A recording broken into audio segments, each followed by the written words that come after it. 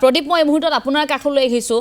বৰ্তমান সময়ত আচলতে একাংশ ছাত্ৰ ছাত্ৰীয়ে হাতত মোবাইল লৈ বা নকল কৰি পৰীক্ষাত উত্তীৰ্ণ হ'ম বুলি ভবাটো বৰ লাজৰ কথা আজিৰ সময়ত গতিকে বাৰে বাৰে তেওঁলোকক আহ্বান জনোৱা হয় কিন্তু তাৰ পাছতো তেওঁলোকে এই চিন্তাবোৰ কিয় কৰে আটাইতকৈ ডাঙৰ কথা হাতত মোবাইল লৈ যাবলৈও সাহস কৰিছে তাৰ পাছতো কিন্তু পৰীক্ষা হলৰ ভিতৰত থকা নিৰীক্ষকে একো শব্দই উচ্চাৰণ নকৰিলে তেওঁলোকক বাধা দিবলৈ চেষ্টা নকৰিলে যিটো আচলতে ছাত্ৰ ছাত্ৰীসকলক বেয়া কাম কৰাৰ বিপথে নিয়াত আচলতে প্ৰশ্ৰয়হে দিছে যেন আমাৰ অনুভৱ হ'ল মই এই সন্দৰ্ভত আপোনাৰ জৰিয়তে সবিশেষ জানিব বিচাৰিছোঁ এঞ্জেলা হয় আমি শেহতীয়াকৈ এই যি ভিডিঅ' ভাইৰেল হৈ পৰিছিল তামোলপুৰ উচ্চতৰ মাধ্যমিক বিদ্যালয়ৰ এটা বিশেষ ভিডিঅ' য'ত দেখা গৈছিল একাংশ শিক্ষাৰ্থীয়ে উচ্চতৰ মাধ্যমিকৰ যি পৰীক্ষা বিশেষকৈ ভকেশ্যনেল কাৰিকৰী শাখাৰ পৰীক্ষাত এনেধৰণে মোবাইল লৈ তেওঁলোকে পৰীক্ষা কেন্দ্ৰৰ ভিতৰত মুক্ত মনে তেওঁলোকে মোবাইলৰ পৰা তেওঁলোকে উত্তৰ বহীত তেওঁলোকে লিখি আছিলে আৰু যোৱাকালিৰ দিনটোত সেই ভিডিঅ' ভাইৰেল হৈ পৰাৰ পিছতে কিন্তু গোটেই শিক্ষা বিভাগে নহয় সমগ্ৰ জিলাখনতে আচলতে এক প্ৰতিক্ৰিয়াৰ সৃষ্টি হৈছিলে আৰু ইতিমধ্যে সমগ্ৰ ঘটনা কেন্দ্ৰ কৰি ইতিমধ্যে জিলা আয়ুক্তই কালিৰ দিনটোতে তাৎক্ষণিকভাৱে কাৰ্যকৰী হোৱাকৈ সেই উচ্চতৰ মাধ্যমিক বিদ্যালয়ৰ যিগৰাকী তত্ত্বাৱধায়ক আছিল বিভূতি ডেকা সেই বিভূতি ডেকাক দায়িত্বৰ পৰা আঁতৰাই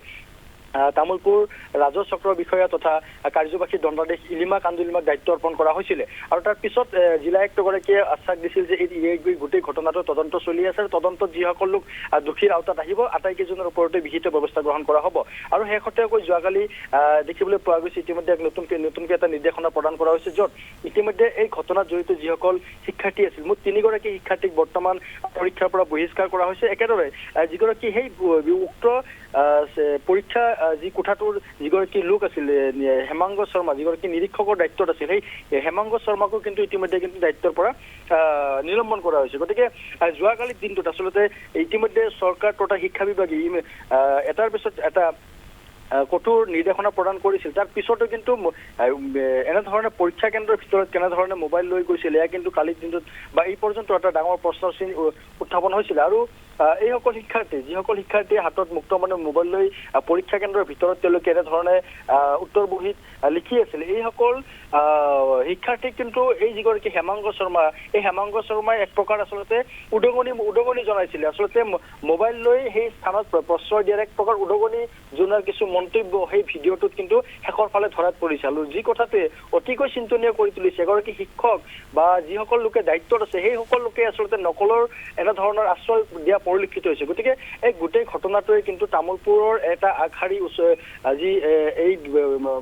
তামোলপুৰ উচ্চতৰ মাধ্যমিক বিদ্যালয়ত আচলতে লজ্জিত কৰি তুলিছে আৰু সমগ্ৰ কালিৰ দিনটোত আচলতে ৰাজ্যজুৰি প্ৰতিক্ৰিয়া সৃষ্টি হৈছিল আৰু যাৰ ফলত ইতিমধ্যে জিলা আয়ুক্ত পংকজ চক্ৰৱৰ্তীয়ে ততাতৈয়াকৈ গোটেই বিষয়টোৰ ওপৰত ইতিমধ্যে তদন্ত কৰি যিসকল লোকে দোষী সাব্যস্ত হৈছে তেওঁলোকক কিন্তু নিলম্বন কৰা হৈছে লগতে সেইসকল শিক্ষাৰ্থীক কিন্তু ইতিমধ্যে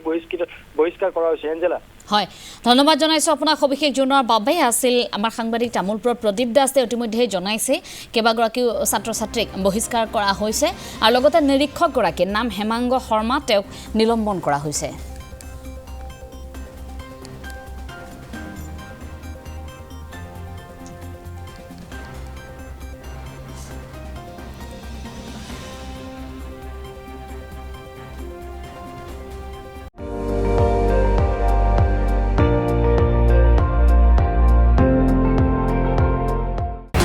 আপুনি চাই আছে ND24 সৰ্বশ্ৰেষ্ঠ নহয় সৰ্বোত্তমৰ দৌৰ